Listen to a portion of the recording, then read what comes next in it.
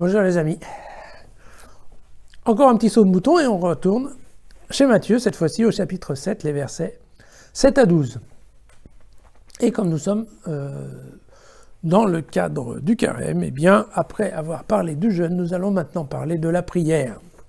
Vous avez rappelé le Notre Père et compagnie. Et là, vous allez voir, c'est assez différent. Demandez, on vous donnera, cherchez, vous trouverez, frappez, on vous ouvrira. En effet, quiconque demande reçoit. Qui cherche trouve et à qui frappe, on ouvrira. Ou encore, qui d'entre vous, si son fils lui demande du pain, lui donnera une pierre? Ou s'il demande un poisson, lui donnera un serpent? Si donc vous qui êtes mauvais, savez donner de bonnes choses à vos enfants, combien plus votre Père qui est aux cieux donnera-t-il de bonnes choses à ceux qui le lui demandent? Ainsi, tout ce que vous voulez que les hommes fassent pour vous, faites-le vous-même. Pour eux, c'est la loi et les prophètes. Voilà. Alors, on ne va pas faire comme d'habitude, on va changer, on va démarrer par la fin. Ainsi, tout ce que vous voulez que les hommes fassent pour vous, faites-le pour eux. Vous savez, en fait, c'est la fameuse règle d'or qui était dans la Torah, et donc qui en fait était à l'envers. Je ne sais pas si vous vous souvenez. C'est ce que vous ne voulez pas que les autres vous fassent, ne le faites pas. Donc là, vous voyez, c'est une adaptation chrétienne de la loi biblique. C'est assez amusant. Alors, par contre, qu'est-ce qu'il nous dit cet évangile? Il nous dit que quand on est à bout, quand on n'en peut plus, il ne faut pas avoir peur de prier et de demander ce dont on a besoin. Même si vous vous souvenez, dans l'autre chapitre de Matthieu, on nous disait, oui, c'est pas la peine parce que ce dont vous avez besoin, Dieu le sait parfaitement. Bon là, vous voyez, on a déjà changé un peu de repère. Et on a un petit peu l'impression qu'ici, on peut un peu demander tout et n'importe quoi. Ce qui est étonnant, car dans le Notre Père, vous savez, quand on réfléchit un petit peu aux demandes, aux seules demandes qu'on peut faire nous concernant, si vous vous souvenez bien, c'est un morceau de pain, le pardon des péchés et puis la force de résister à Satan. Donc vous voyez qu'on est parti du modèle simple de la prière de Jésus pour, a priori, une approche beaucoup plus large. Bon. Ce qui nous fait poser la question, alors, bon, on demande tout ou on ne demande pas grand-chose?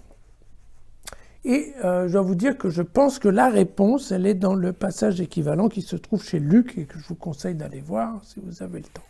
C'est Luc au chapitre 11, les versets 9 à 13, où Luc nous dit, quand vous priez, alors Dieu vous enverra le Saint-Esprit pour vous guider. Voilà. Et je pense qu'en fait, ça, c'est une partie de la réponse.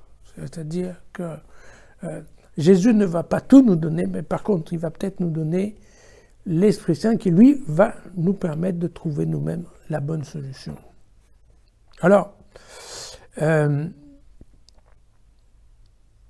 pense que c'est quand même un sujet qui est très compliqué. Pourquoi? Parce que, d'abord, c'est un sujet très personnel. On prie pas, qu'est-ce qu'on prie? Voilà. Ensuite, c'est un sujet qui a à voir avec la notion de la toute-puissance de Dieu.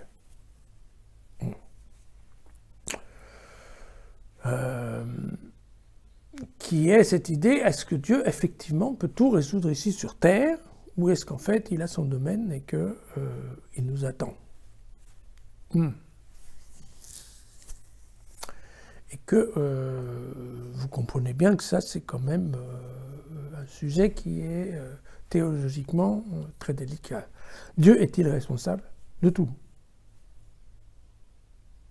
Sachant que si on dit que c'est les choses bonnes, on considère aussi qu'il est responsable des choses moins bonnes. Voyez.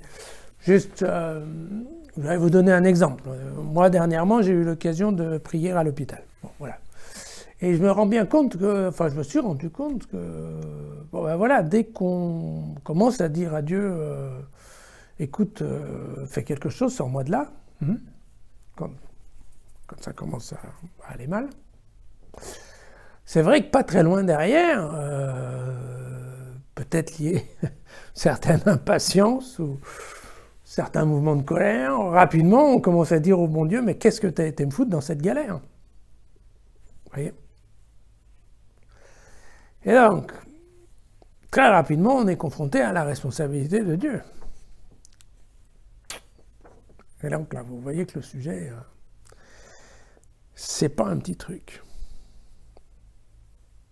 Donc moi, je crois que c'est un peu ça, hein, la question. La question, c'est quand même un petit peu luxe, c'est-à-dire la question, je pense que plutôt que de prier bêtement, hein, donne-moi 18 à mon examen, ou voilà. Parce que l'idée, c'est plutôt que donne-moi la force, donne-moi ton esprit, hein, voilà. Cette notion d'esprit saint me va bien. Pour que, donne-moi un peu de jugeote, un peu de patience, donne-moi de la compréhension, donne-moi aussi de la bonté, donne-moi aussi un petit peu de mise en arrière, que j'arrête de regarder moi, mon nombril, et que je pense qu'il y a sûrement des gens qui sont nettement plus dans la mouise que moi, donc on arrête de faire une fixation là-dessus.